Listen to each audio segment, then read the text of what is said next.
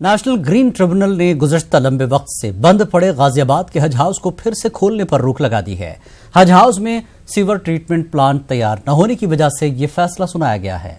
साबिक वज़ीर आला मुलायम सिंह यादव ने 30 मार्च 2005 में हज हाउस का संग बुनियाद रखा था और एनजीटी के हुक्म पर 2018 में जिला इंतजामिया ने हज हाउस को एसटीपी न होने की वजह से सील कर दिया था।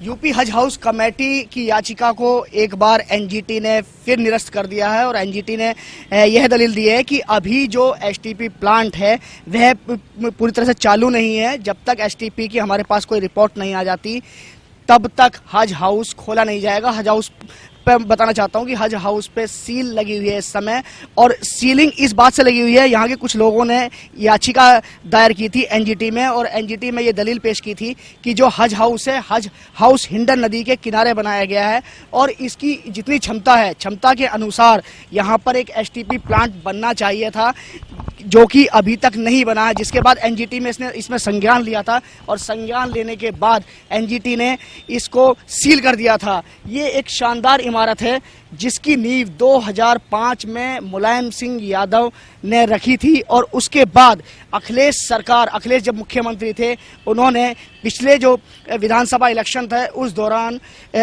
यहाँ पहुंचकर यहाँ पास में एक टेंट लगाया गया था और इस इमारत का शुभारंभ किया था। यहाँ पर कुछ यात्री भी आए थे उस समय और यात्री भी यहाँ पर ठहरे थे।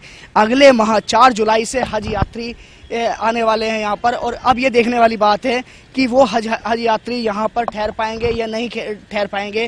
क्या उस समय से पहले जो उत्तर प्रदेश गवर्नमेंट है वह एनजीटी में कहते हैं ये याचिका दायर कर देगी और यहाँ एसटीपी प्लांट जो बनाया गया है उसके कागज वहाँ देने के बाद क्या सीलिंग खुलवाने में कामयाब हो पाएगी या नहीं हो पाएगी। गाजियाबाद से नेटवर्क 18 के लिए शक्ति सिंह।